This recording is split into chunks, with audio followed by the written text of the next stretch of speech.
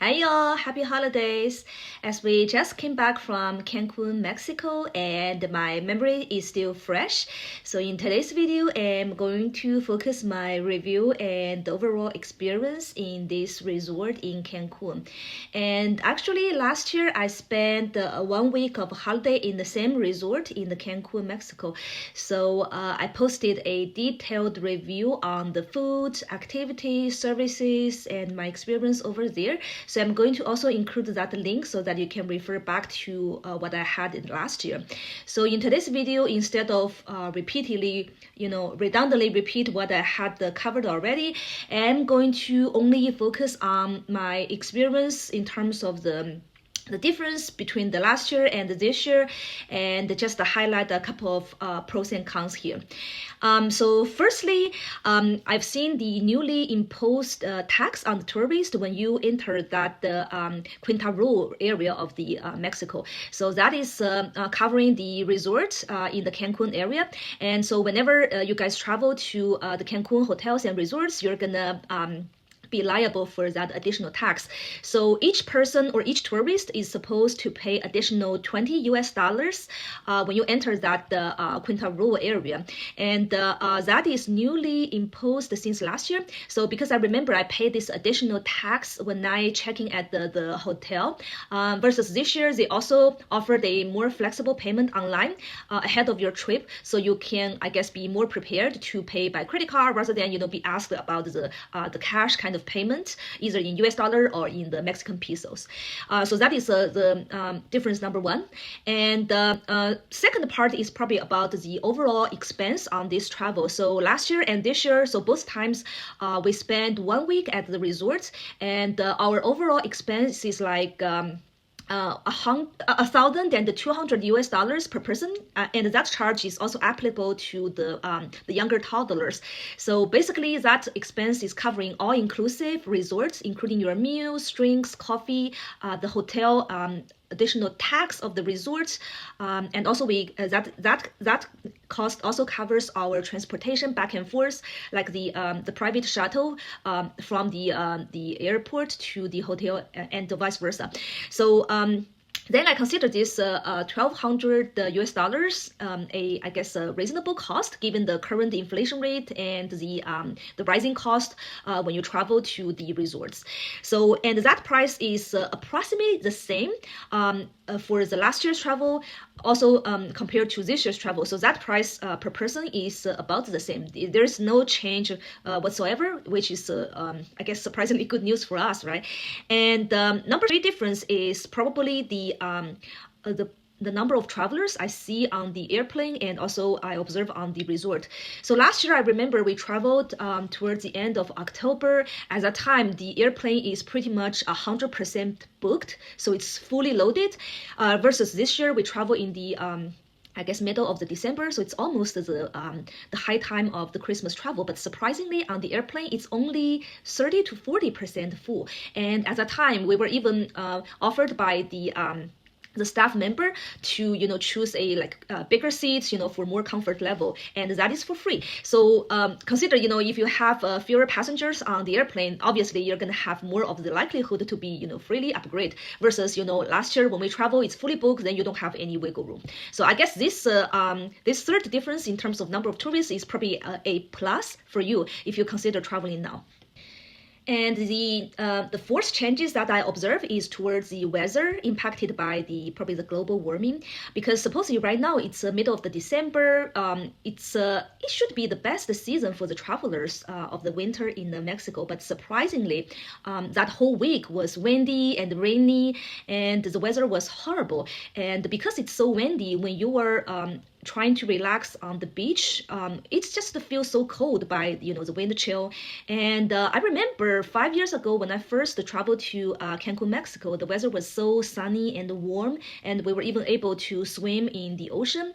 But this time we just didn't have much opportunity to swim in the water or enjoy the water activities. That's just purely based on the bad weather over there. The temperature was like only 65-ish Fahrenheit, or approximately 20-ish Celsius. So you can see that this type of temperature plus the rain and the wind, It's just, I guess, the bad timing, right? So, and usually, this is kind of abnormal weather because, it's just impacted by the storm, which is not supposed to be, happening in the winter, in the December winter times. So it's just so, I guess, frustrating. So this is probably one big change or negative change, negative impact for the tourist. That's something for you to consider when you, have that the context of the global warming. And the fifth change that I observe is probably that part is the positive one. Remember last year, when I reviewed in my video, I said that on the beachfront, waterfront, they don't have any, they don't have any umbrellas or anything to protect your skin, so you're just directly exposed to the intense UV light. And this year, I noticed one good thing is that the resort actually put on a lot of tarpaulin to help protect the tourists from either the rain or the sunshine. So this is actually a good part. I consider that they maybe take my feedback and improve over there. So this is good.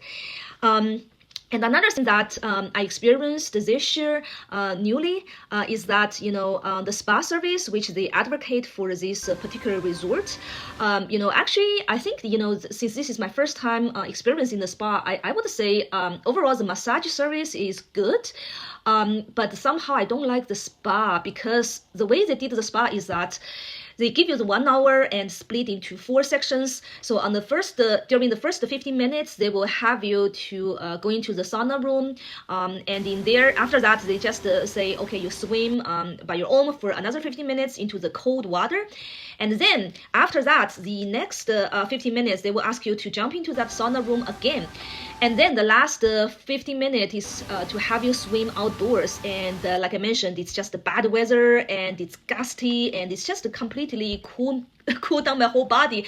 And after that, I just get a cold. I can't catch a cold. Obviously, I get over it, but I just don't feel that's a I guess, pleasant experience for me. So maybe I would say try to avoid this kind of, cold and the warm kind of alternation in the winter and windy days. Probably in the summer times when it's warm and sunny, it would be nice to swim outside, but definitely not in the horrible weather, right?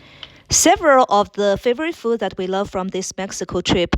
One is this deep fried cornbread that's super crispy and yummy. Everybody loves it. We also love this pan-fried chicken breast. It has very simple ingredients, but it tastes super juicy. And we also noticed that Mexican folks have really good ingredients for all the seafood. And the fish and the other octopus, shrimps taste really, really good too. And as always, I hated those fusion foods from the Asian restaurants here. So it looks good, but it tastes bad. And here is the face painting activity that my kid really loves. And here she's doing a Hello Kitty one. She also enjoys a bracelet DIY activity here. Now it's almost Christmas and we like the lighting and the picture with Christmas decorations. Now, I wanted to cover some of the negative or bad experience that I had during this resort. So, number one is, I guess, the service is getting worse and worse every year. So, compared to my overall positive experience last year, this year I feel that the staff member and their managers are not doing a good job in terms of the customer satisfaction. So, we previously booked this hotel for 3 adults and 1 kid, and unfortunately, my dad cannot make it due to the health reason. So we informed this to the hotel manager, but somehow they didn't do much about it. They ask you to, I guess, present a lot of documentations rather than necessary in order to give you that refund. So up to this point, we still haven't had any, I guess, communication or the refund kind of feedback from the hotel side. But we just feel that every time when we try to escalate this issue to the manager or the manager's manager, the staff member always trying to push back and saying that, oh, the manager is busy or the manager is already off duty. He doesn't have time to talk to everybody. So something like that. I feel like this kind of attitude is really not acceptable. This is actually the worst experience we've ever had across all the trips we had so far. And so this is something probably as a red flag for you guys to consider as well. And the second cons is that in terms of the one of the promoted service they're trying to sell to the tourist, it's called exclusive membership, and the hotel staff is trying to say, oh, with this membership you can enjoy so much benefit. For example, the ocean view room, and probably the additional discount when you book the same resort, etc. But somehow I learned that once you are sign up for this membership, then you can never back off or kind of get away with it. And this part is really scary. And then one of the friends, they purchased this membership. It's more like the shared time across the whole families and close friends. So they're saying like they're paying like $15,000, and that's covering like 10 years of service and or 10 years of the membership, and each year it's like 1,500-ish US dollars. But then on top of that, you're also paying for I guess the resort fee, hotel fee, like everybody else does, right? But then he's saying that his observation is that when more and more people join this exclusive membership, the benefit is going to get worse.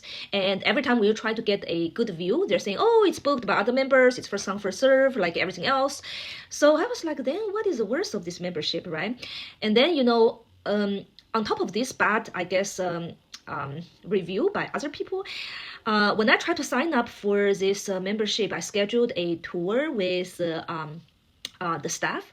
But surprisingly, that staff doesn't even show up. So he said, okay, tomorrow morning at 9 a.m. we meet up at the cafeteria. But then at that time there's no show, which to me is like, are you kidding me?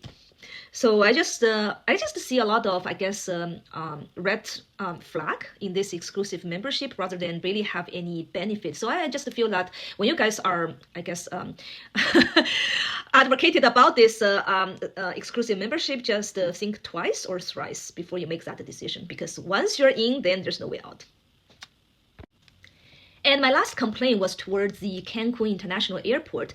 So somehow this airport is super busy. It's always fully compacted with all kinds of tourists.